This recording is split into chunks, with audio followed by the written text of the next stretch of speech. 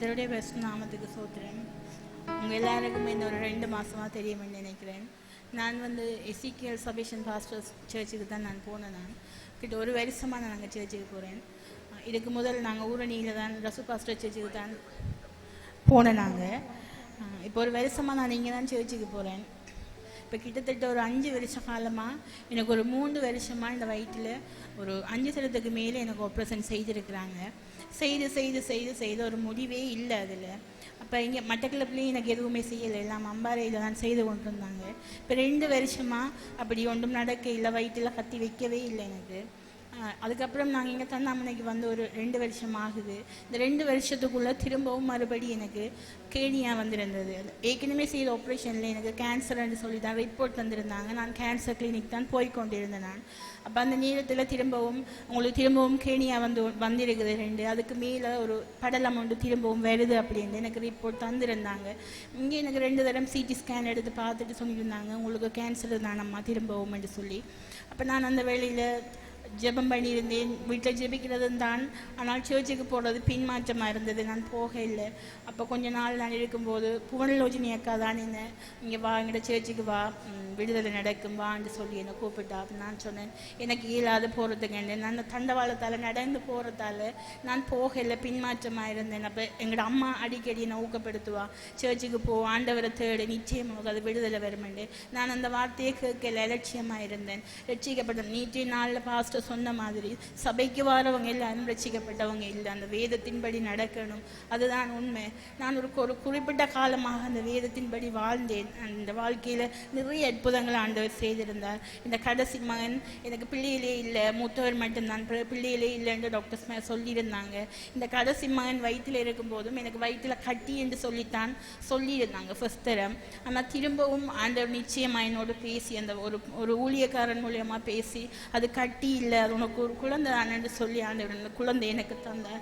நிறைய பாடுகள், நிறைய கஷ்டங்கள், நிறைய அவமானங்கள் மத்தியிலும் நான் அவனை பெற்றெடுத்தேன். மறுபடி இந்த வேளையிலும் எனக்கு திரும்பவும் கட்டி என்று சொல்லியிருந்தாங்க. நான் அப்பவும் ஆண்டவர்கிட்ட கேட்டேன், நான் ஏனப்பா எனக்கு இவ்வளவு சோதனை, எத்தனை தரம் நான் இந்த வயிற்றிலே வெட்டுவாங்க, நான் நிறைய வேதனைப்பட்டு அழுதேன். எனக்கு யாருமே இல்லையப்பா, சௌரம் கூட இல்லையே, எல்லாமே என்ன கணவர் மட்டும்தான் என்று நான் அழுதிருந்தேன். அப்போ அந்த வெளியிலே என்னை குட்டியக்கா இங்கே கூட்டிகிட்டு வந்திருந்தா. நான் ஒரு வேண்டுதலோட வந்தேன், ஏசப்பா நிச்சயமா நான் உங்களை தேடி வாரேன், எனக்கு ஒரு விடுதலை நீங்கள் தரணும். அப்போ அந்த கதை நான் ஜெபம் பண்ணினேன். எனக்குள்ளே ஆண்டவர் பேசினார், நிச்சயமா நான் உன்னோடு இருக்கேன், நீ பயப்படாதன்னு என்னோடு பேசினார் ஆண்டவர். நான் இதுக்கு முதல் ஒரு 3 கிழமை இங்கே வர, ஒரு 3 கிழமைக்கு இடையில் நான் எங்கிட்ட சர்ச்சில் ஒரு ஊழியக்காரல் வந்திருக்கிறேன்னு சொல்லி என்னை வர சொல்லியிருந்தாங்க. நான் போயிருந்தேன். அந்த இடத்திலே அந்த பாஸ்டர் என்னோடு அவர் பேசும்போது ஆண்டவர் என்னோடு பேசினார். முதலாவது ஆண்டவரை கற்பனை, முதலாவது உன் தாயையும் தகப்பனையும் கனம் பண்ணு. நான் வாழ்ந்த காலத்திலே இப்போ ஒரு குறிப்பிட்ட நாள் தான் நான் எங்கள் அம்மாவை கனம் பண்ணுறது. என்னுடைய வாழ்க்கையில் எங்களோட அம்மாவுக்கு நான் நிறைய அநியாயம் செய்திருக்கேன். எங்களோட அம்மா மனம் வேதனை பரம்பரை நான் நிறைய கஷ்டப்படுத்தியிருக்கிறேன்.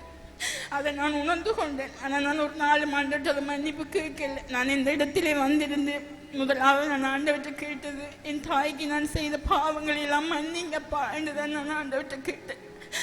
எங்களோட அம்மா என்னால் நிறைய வேதனைப்பட்டிருக்காவோ. எங்களோட அம்மா எந்த பிள்ளையும் எந்த தாய்க்கு செய்யக்கூடாத வேலையில் நான் எங்களோட அம்மாவுக்கு செய்திருந்தேன்.